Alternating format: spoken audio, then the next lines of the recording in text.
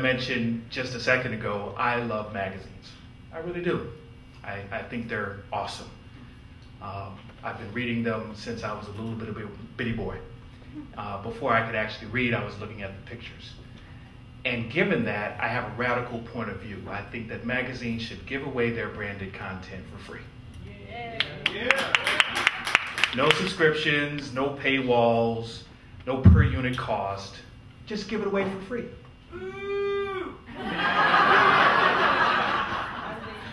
Well, why free? Well, a $40 billion industry is having trouble. 3,000 magazines over the past 18 months alone have died. Using a model where you ask somebody to pay for things. Life magazine, Dragon Ball Z, that's for my sons, Newsweek, a few other very strong magazines don't exist because of the incumbent model. So the content creation cost, the publication cost, the distribution costs all create negative EBITDA or negative cash flow. And it's getting worse. Again, 3,000 magazines over the past 18 months. And plus, people like things for free. Yeah. If you could have something that's really great quality for free or for $1, most people would take it for free. And I'm one of them.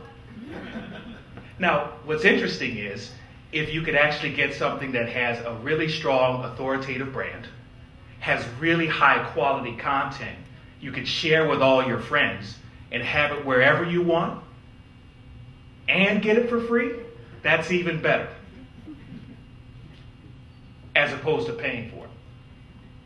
But that doesn't make sense when you have bills to pay, or at least it doesn't immediately think so. That's the way that the traditional magazine industry thinks about things. If something is free, then it equates to not making money. And that's just not the case. It's just looking at things in a way that you're used to seeing things. In the face of incredibly challenging times, you have to think differently. The things that worked for you in the past are cool at one point, but it really sucks when they don't work in the long term. So, this is the Icarus paradox that we talk about. And what I'm saying is, we need to think a little bit differently. So instead of being forced to think of the way that we used to think things, it actually drives tough decisions and wrong thinking. The music industry, when they were faced with this digital dilemma, they started suing Granny. And they started suing little kids. When your audience was telling you what they wanted, you sue them. Generally not a good way to go.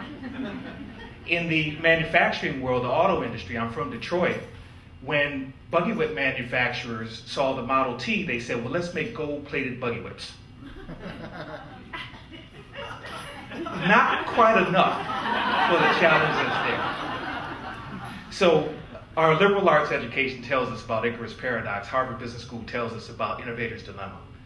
The assets that work for you in one stage of your life can kill you in the next if you are not ready for the disruptive force that may approach you. Auto industry, music industry, and also the magazine space. If you cling to that earlier focus, your perspective is limited because you're using the tools that got you to that disruptive point in the first place. If you actually sit atop that disruptive place, your perspective changes and you can see things that you didn't see initially. Like free can actually work. If you have a strong brand, you have that strong engagement, have high quality content, the advertising, the sponsorships, and the much broader audience base that you bring in can actually give you wildly profitable results. It's a little bit different than having somebody behind a paywall. The reality is we can't go back. It just doesn't work that way. We have to look forward. So, how do we look forward? How do we look towards the future and the new hotness instead of old and busted? Well, the old model is selling units.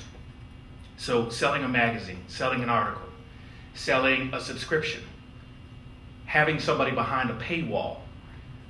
Well, that is causing some of the challenges that we're seeing in the magazine space now. The new model is actually driving engagement and monetizing that engagement. And when you think about what drives engagement, it's high quality, it's brand, it's great experience, it's all the things that you like. And when you collect that, you hold stewardship over that, you get the highest order monetization opportunities. I won't get too nerdy with this, but you can actually get significant monetization opportunities off of this in ways that you couldn't do in the old model. When you replace free with engagement, with brand, high quality, getting that content wherever you want it, sharing it with your friends, that becomes incredibly appealing, and you're taking out 95% of the cost.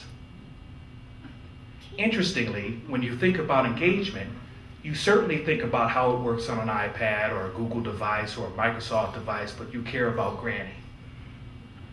And when you focus on Granny, all those other guys fall in the line, and you do it profitably. So, does this work? Does it make sense? We took the #1 car audio magazine that didn't work, and we increased engagement up to 500%, depending on which levels you look at, page views per visit, time on site, all that nerdy stuff. And 70 to 90% of the available inventory is high-end, double-digit CPMs. So it works. And why I'm saying something that actually causes some question and causes some people to scoff or to scream out and say, I don't like the way that happens, is because in the face of incredible change, there is no place for incrementalism. You have to be bold in your thinking and even better in your execution. Thanks a lot.